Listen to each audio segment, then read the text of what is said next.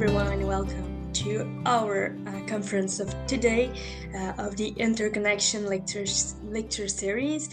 Today we have the chance to have virtually or by video Professor Miranda Crowdus, and with us virtually Dr. Sacha Kagan, who is a research associate at the University of Hildesheim, and they will present the lecture Synergies and Queering Jewish Cultural Heritage, Scholars in Conversation.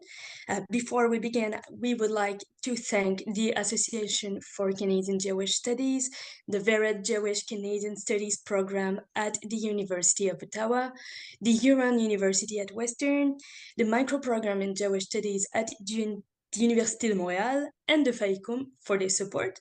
The lecture will be in English, followed by bilingual French and English Q&A. So, Sacha, I'll leave you the floor. Thank you very much.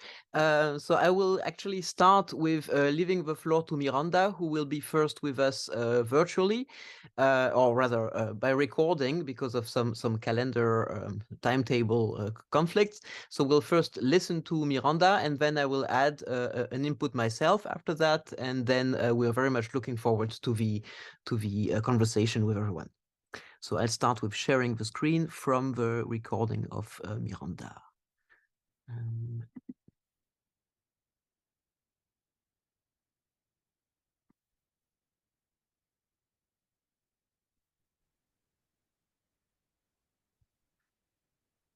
Hello, Sacha, Valentina, and Alexandra. Hello, members of the audience. Thank you for coming today.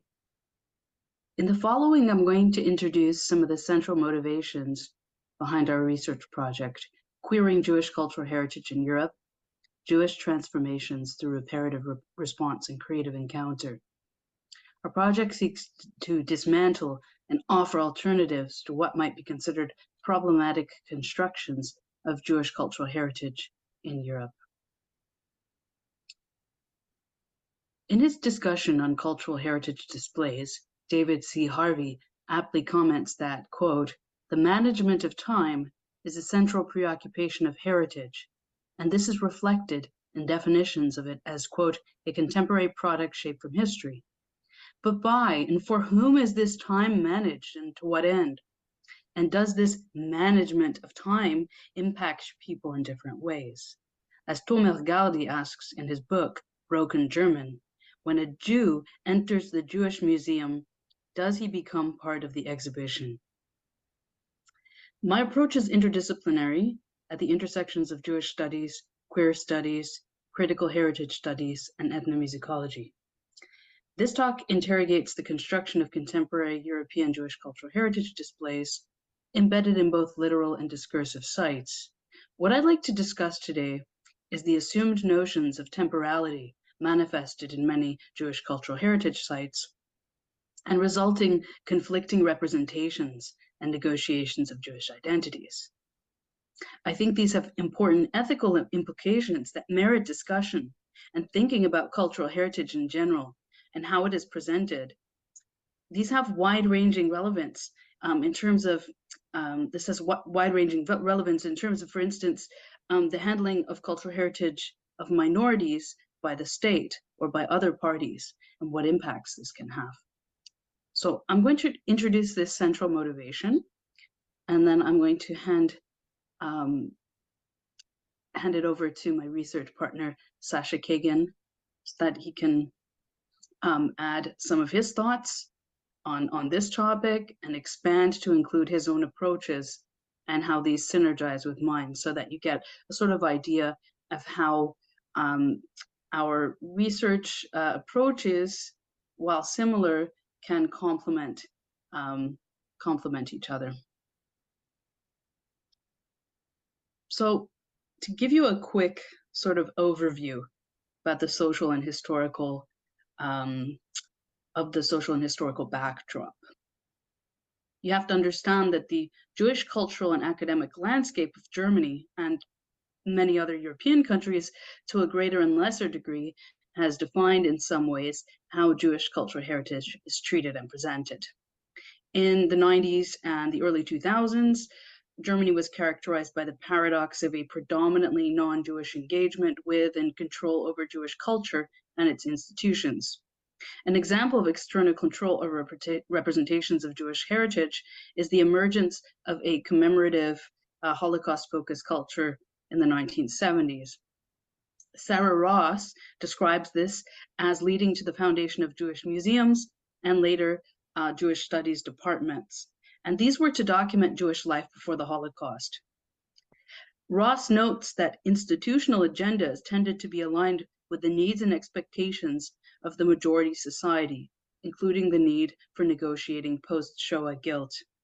This prevalent non-Jewish involvement and engagement with Jews, Judaism, and Jewish culture, characterized by a pointed absence of living Jews in communities, has been described by Ruth Ellen Gruber in the greater European context as, quote, virtually Jewish.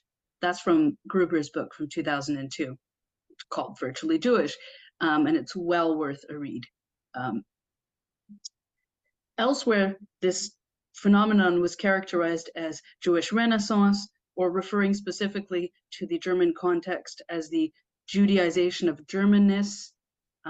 Subury, I think, refers to it as the reforestation of Jews. I don't know if I'm translating that right, but there has been some scholarship on this phenomenon, and I think that this is really widely applicable in many ways to the treatment of minorities through sort of state or state-sanctioned organizations and institutions.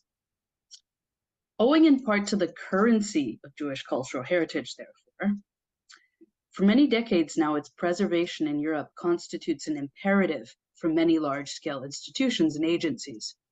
Jewish cultural heritage is often viewed as a reflection of the diversity of European communities, a, quote, plurality of communities that have lived together for thousands of years and which, in spite of persecution, have benefited from significant cross-cultural exchanges and mutual enrichment. And this is from documents of the Council of Europe from 2019. Jewish cultural heritage in Europe is presented as part of a shared European cultural heritage, while highlighting its universality rather than its Jewish particularity or its significance to Jewish subjects or positionalities. The logic behind this representation of Jewish cultural heritage as universal or belonging to everyone is likely effectuated for several reasons, not least to be able to secure funding for its preservation through an appeal to recognize its importance on a European collective level, and also so that Jews can be recognized as equal within the European sphere, affected through an affinity with cultural heritage, cultural heritage remnants that escape destruction, and presumably, therefore, by extension, with living Jews themselves. An analysis of several key Jewish cultural heritage sites and manifestations, as well as the people who visit them, reveals that for non-Jewish European audiences, encounters with Jewish cultural heritage tangible objects, so tangible objects being objects that you can touch, you can have a tactile contact with, like synagogues, Torah scrolls, and other forms, these often function as substitutes for contact with living Jews. This substitution is attractive, since it is uncomplicated, hence controllable and uncontroversial.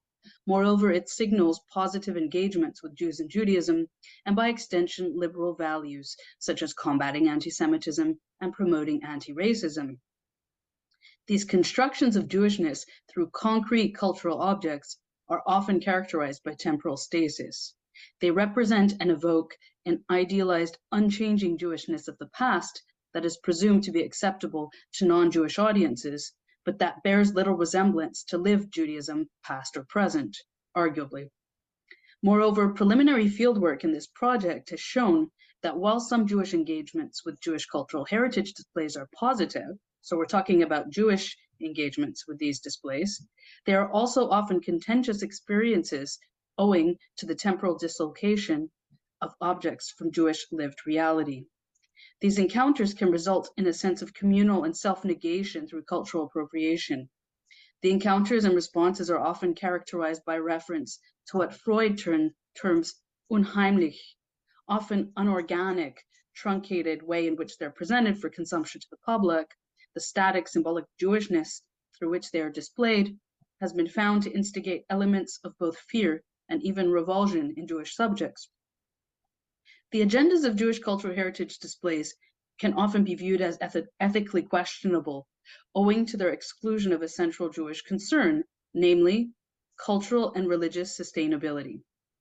Caitlin De Silva discusses how cultural heritage sites tend to create narratives to project long-term conservations indefinitely forward into the future.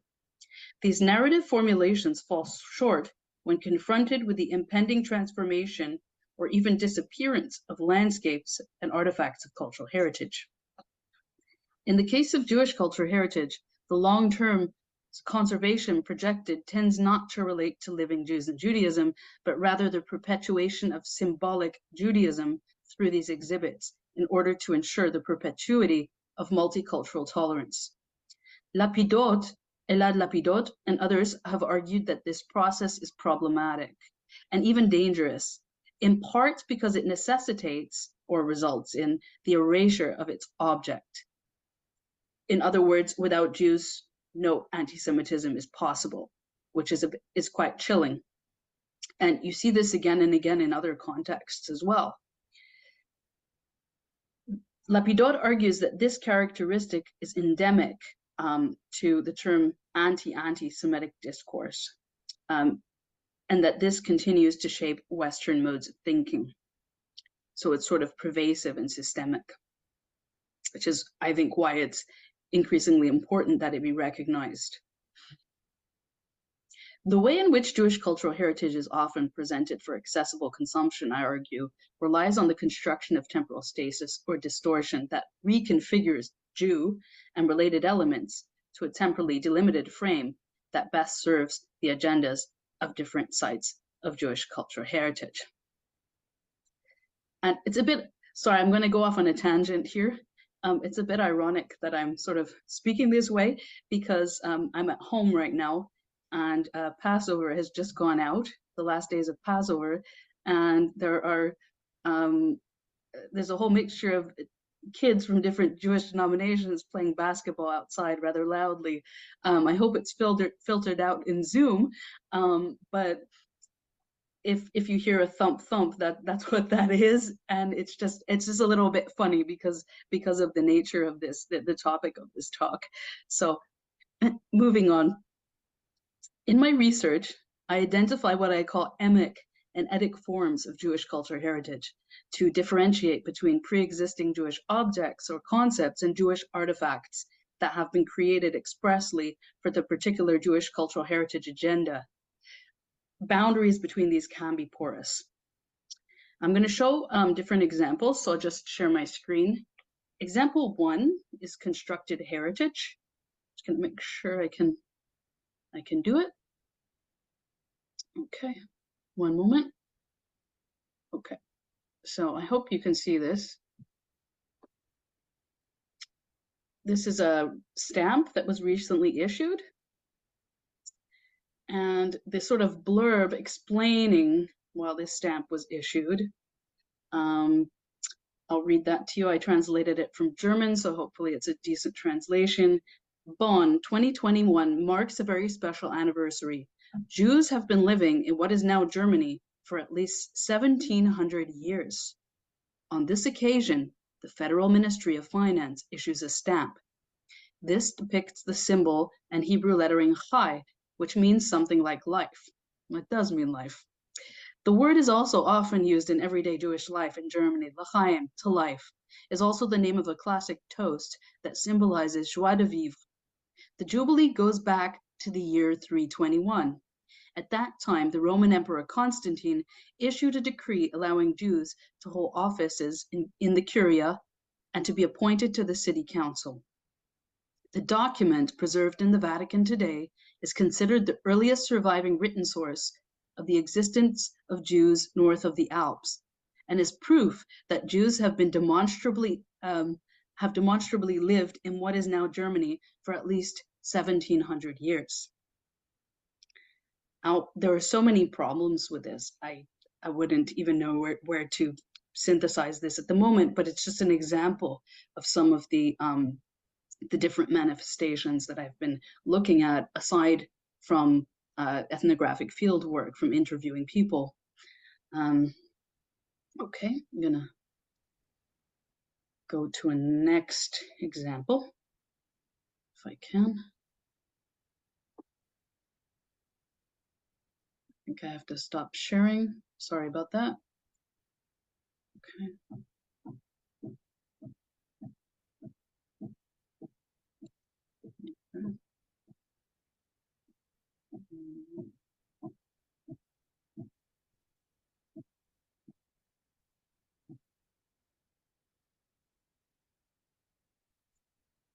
Sorry about that. I'm just trying to share my screen effectively while recording. Sorry, it's a new experience. Okay, let me share screen now. Okay, you can see the PowerPoint presentation, but you still get a good idea. I hope you can still see the images. Another focus is what's known as Jewish music objects. Music objects is my term that I use in my research. If I show these images representing items housed in Jewish cultural heritage displays in Germany, Poland, and the Czech Republic, I would ask you to think about which of these items might be associated with Jewish music. So the object on the far right is the Haggadah Shel Pesach. We've just celebrated Passover. It's an illuminated manuscript. On the parchment, it says Scribe Natan ben Shimshon, and it was acquired by the museum 1942 to 1945 from an unidentified collection point, probably from the collection of the pre-war Jewish Museum in Prague. So, but just thinking about it, I would say that all three of these are very much, or should be at least, when displayed, when in use, should be associated with Jewish music or Jewish musicking.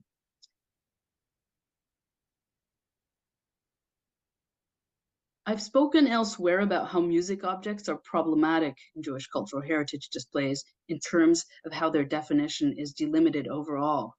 The objects are associated with sound tend to be either cleansed of their sonic properties or the musical potentialities that they afford. Often that characteristic is completely ignored. Or the sonic properties that are considered to be more relatable to non-Jewish audiences are emphasized. Fieldwork reveals that the sonic-oriented properties of Jewish objects are often ignored for several reasons. One, sonically articulating their significance requires a knowledgeable intra-Jewish intervention, for instance, Torah cantillation or shofar blowing. Such interventions often negate the imposed temporal stasis, including the public benefits of the encounter. So that's a pragmatic reason. But I also argue that this neglect is in part because the sonic properties associated with them can risk destabilizing this temporal distortion and its related agendas imposed by the Jewish cultural heritage display. This, I argue, is owing to the sound music, if you've got sound music, creating its own temporal dimension and sonic spatialities within which Jewish identities can be reclaimed. This disrupts what Fabian Holt has called the performance contract. And other scholars have called this mode of musicking a form of aesthetic reclamation. Actually, the studies that have been done on that have been done primarily concerning go-go music in gentrifying areas of Washington, D.C. So it's an interesting application here, and I think very, very relevant as well. In fact, I mobilized this distortion in some research that I'm doing in Quebec at the moment. So this distortion afforded by Jewish musicking, and the project looks at Jewish musicking as intervention in the secular sort of Catholic spaces of Quebec, catholicité, and all that. So this is a really interesting kind of practice-led research in a way, or practice research that incorporates elements of practice, which I think I'm very excited to see where that goes, and that's sort of an offshoot of this main project.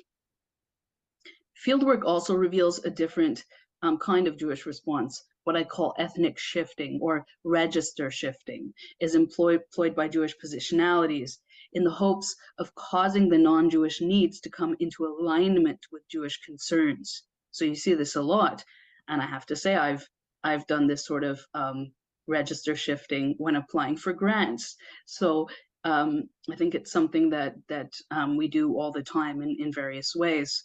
But this is interesting in this particular instance. The temporal reconfiguration of Jewish cultural heritage perhaps demonstrates the problematic side of how utopias and museums are involved in what Barbara Kirschenblatt-Gimblett calls world makings. Namely, cultural heritage in museums can, quote, engage the imagination in the possibility of a complete and perfect universe. Or as Ruth Levitas puts it, society imagined otherwise rather than merely society imagined. According to these scholars, it is, quote, the dialogue between the real and the imagined that gives utopia its critical force, shedding light on the opportunities or limitations of the present. Part of the problem lies in the emphasis on the relationship between the past and the present in definitions of heritage, wherein its future dimension remains implicit, end quote. Hence, the gesture through which narratives of progress are replicated in interpretations of the past can equally be applied to models for the future. Sorry, that was the end of the quote. So things of the past being applied to models of the future. Yet, as Reinhard Koselleck observes, the progress of modernity, despite its universal claim, reflects only a partial, self-consistent experience, and instead masks or obscures other modes of experience. Here, ironically, it is often the Jewish experience or experiences, both the explicitly acknowledged past and the implicit present and futures, for example, cultural sustainability of living communities, that are omitted in these displays. What are some solutions? Well, this is partly what the project that Sacha and I are working on hopes to investigate, at least, to explore as one of the fundamental research concerns. Spivak's question of whether the subaltern can speak, or as she elaborates, whether it can make its voice heard, is particularly relevant when reflecting on these experiences and the hegemonic structures through which they're framed. The question is how, quote, we may render these voices intelligible within a discursive structure.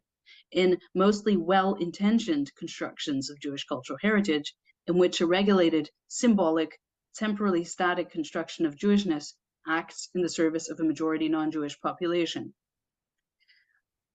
I think the truth is we can be upset by this and point out the issues with it. There is a growing field of current German Jewish scholarship that is working on answering some of these questions, and non-Jewish scholarship as well, I would say to a lesser degree.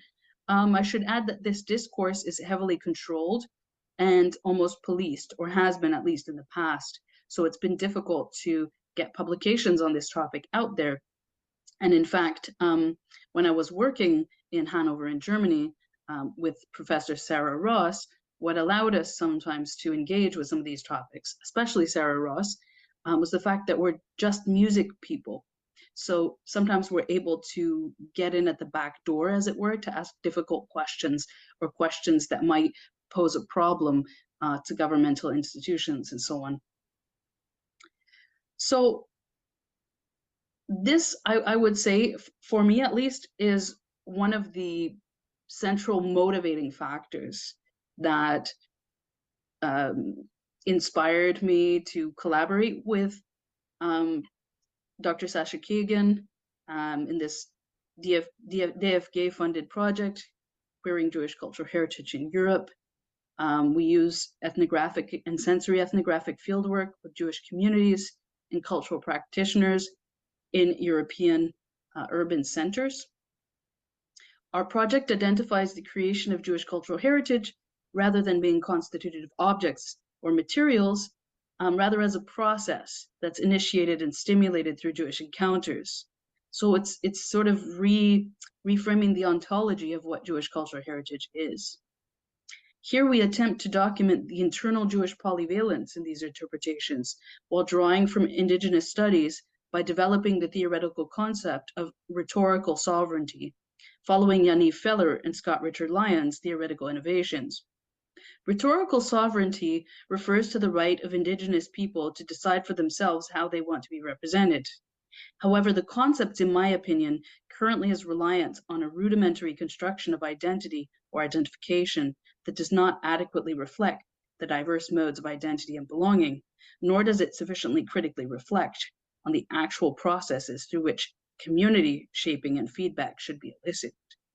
I mean, if we're talking about communities having the right to decide for themselves how they're represented, in other words, how do we account for the tremendous and wonderful Jewish diversity that exists?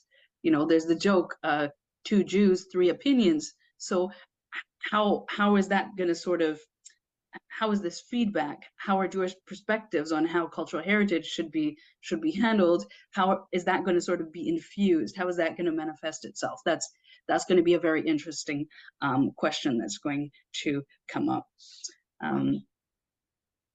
Overall, the project aims to reevaluate the connection between the state, minorities and their intersectionality, and the identification and display of cultural heritage, amongst other things. It highlights the diversity of Jewish positionalities to contribute to a reparative process, which locates Jewish cultural heritage as part of an experiential process. And ultimately, it aims to work towards internationally relevant equity-based approaches to cultural heritage. So I think that's what I have to say for now. I think I've hopefully given you something to think about, and just outlined a central motivation for the project. And I'm now going to invite my wonderful research partner, Sacha Kagan, to respond to some of the things I've said, maybe introduce some new concepts, and yeah, talk about how his own portion of the project can be brought into conversation with what I've just said. So I hope you enjoyed this, and all the best.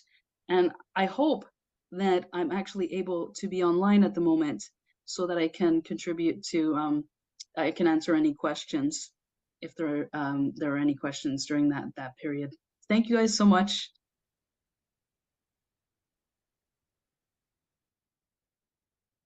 Okay, so then I'm going to continue sans transition, as we say in French, and add a few more points on my side to what Miranda already was sharing. So I try to cover 7 points in my input, echoing some of these exciting insights that were just shared by Miranda. I'll say a few words about queering, a few more words about that, then a few words about rhetorical sovereignty that Miranda evoked, and community. Then I will have a longer focus on one point, on one notion of iridescence, to think about an iridescent Jewish cultural heritage.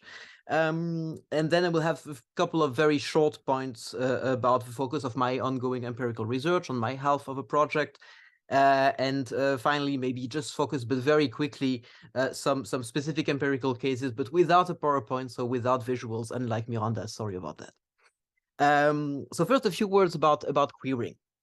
So queering is all about questioning and disturbing knowledge systems as power that institute so-called normativities. And queering can also sometimes be about opening up reparative processes. Queering works on disturbing, in the words of Sullivan and Middleton, ways of knowing, doing, and being that deny complexity, connection, and open-endedness, end of quote. So queering is otherwise, it's otherwise with a hyphen, otherwise. So otherwise wise and wise with others. For us researchers in this project, queering also means engaging in the reflexive process of questioning our own limits, of questioning in what we think we know, in what we take for granted, and it means working empirically on how we engage with excluded knowledges.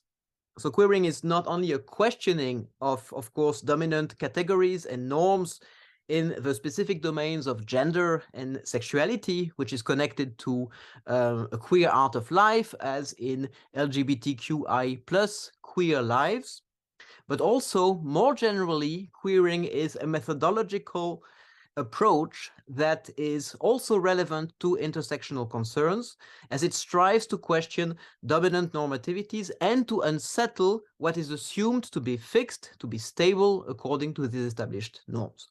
So queering as a methodology is also about staying with the trouble, to use the terminology from Haraway, staying with a mess of complex empirical realities.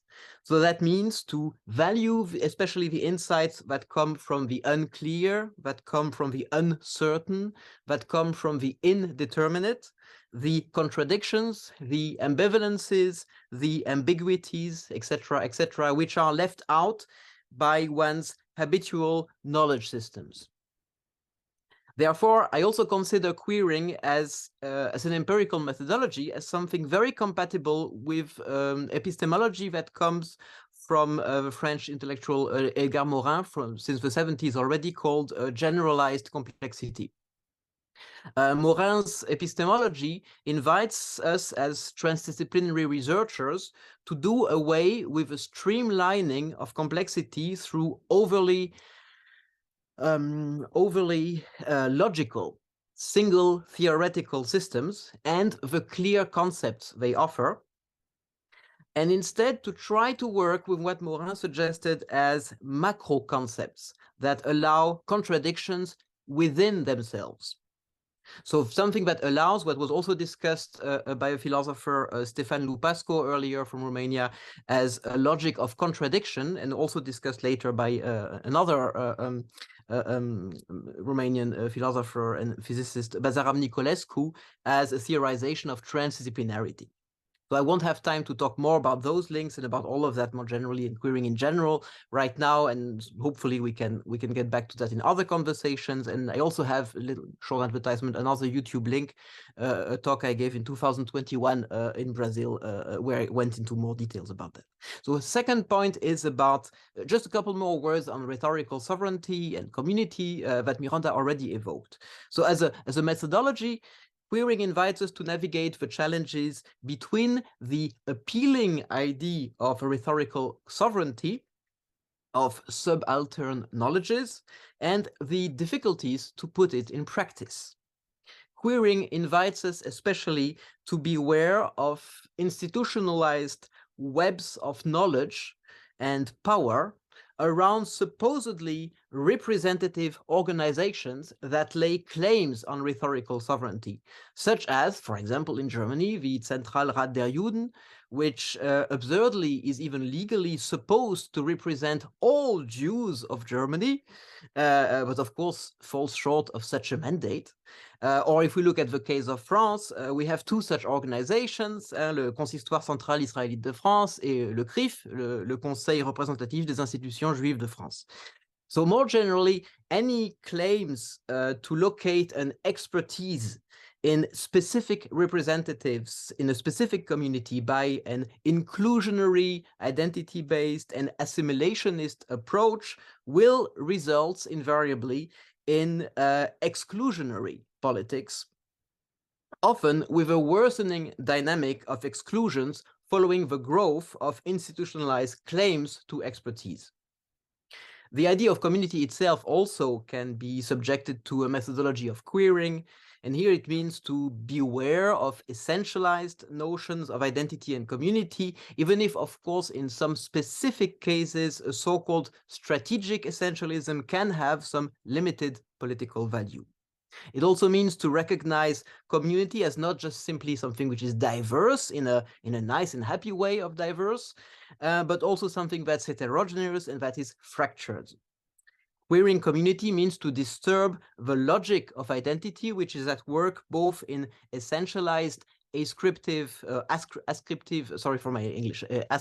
communities and in non-ascriptive communities of choice.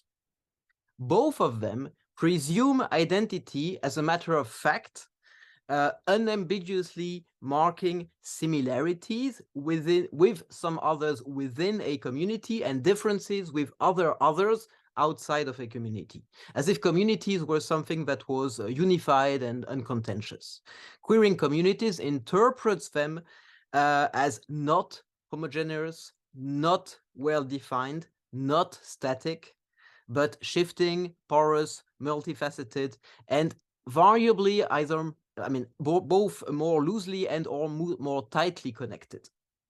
Queering community also celebrates community as a being together in discords, a being together in disagreements, and not as a kind of oneness through consensus. And I'm coming now to the point of iridescence, which I want to focus on a bit more.